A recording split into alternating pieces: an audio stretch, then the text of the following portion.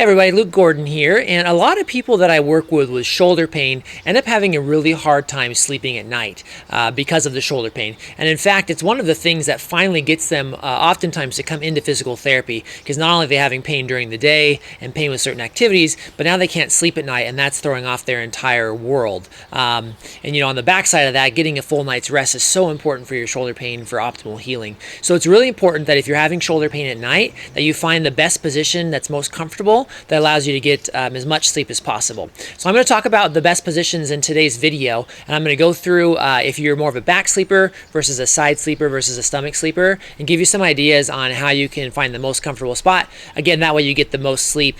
It's going to help your shoulder heal faster. It's going to help you feel better overall. So let's start with the back sleeper. So if you're a back sleeper and you're laying on your back, and typically your arms are resting at your sides, maybe they're crossed over your chest or your belly, something like that. What will happen with your shoulder and your arm is that your shoulder will actually kind of move down, kind of like almost behind your body a little bit as you're sleeping. And that's not comfortable for most shoulder pain. Whether it's just joint pain or, typically we're dealing with rotator cuff irritation and rotator cuff pain and impingement type things. It's not that comfortable to have your arm kind of resting down back behind your body. So a simple thing to do if you prefer to sleep on your back, is just put a small towel roll or a pillow underneath your elbow. So basically, when you do that, it's gonna reach your shoulder and your arm forward in relationship to your body. So that's the easiest tip if you're laying on your back. I prefer a pillow. Just put an extra pillow underneath there. Oftentimes it feels comfortable too to kind of put the pillow underneath your arm, but then also like up into your chest here. So just kind of like having your arm like that. Sorry, I'm not laying down to show you this, but hopefully you can imagine what that looks like. So use a pillow, prop your arm forward a little bit, maybe even use the pillow between your arm and your body to prop it up on your body like that. So that's if you're a back sleeper. That's my best advice for you if you're a back sleeper. Another just random tip if you're a back sleeper, sometimes it actually feels good if you have full motion in your shoulder to actually just sleep with it up above your head at times. I know that sounds weird, and you kind of have to be careful with that one, kind of a little trial and error there, but sometimes it feels pretty good to have your arm up above your head for short periods as well. So that's back sleeping. Let's go to side sleeping next. Side sleeping, most folks who have shoulder pain, let's say it's your right shoulder, most folks are unable to sleep on the right shoulder. Once in a while, you get to the point where you can, and I say if you can sleep on it and it feels good, go right ahead. But for the most part, you're going to want to sleep on the opposite shoulder. So again, let's say I have right shoulder pain. I'm going to sleep on my left side. You would think that alone would make the right shoulder comfortable, but unfortunately, usually it doesn't, because what happens then with your right shoulder, it's just going to drape in front of your body as you're sleeping on the left side.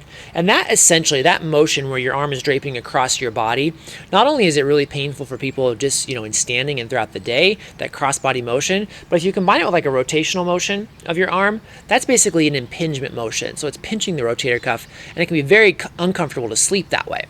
So if you are, again, have a right shoulder pain and you don't want it draping across your body, what I would typically have people do is to get either a really large body pillow in front of them to drape their arm on, or get several smaller pillows. Or if your spouse is up for it and you don't mind sleeping that close to your spouse or your loved one, whoever you, significant other, you can drape your arm on them. But big key there, again, try not to let that arm drape in front of your body and just prop it up on something so it's much more neutral in alignment with your shoulder there. So that's my best advice for a side sleeper. I've actually had issues with shoulder pain in the past, and this one's kind of a random one, but I would actually sleep with my arm tucked against my side at times. It's kind of weird because then if you move or roll, your arm's going to roll out of position, but that actually worked pretty well for me as well when I had an arthritis flare up. So that's your side sleepers.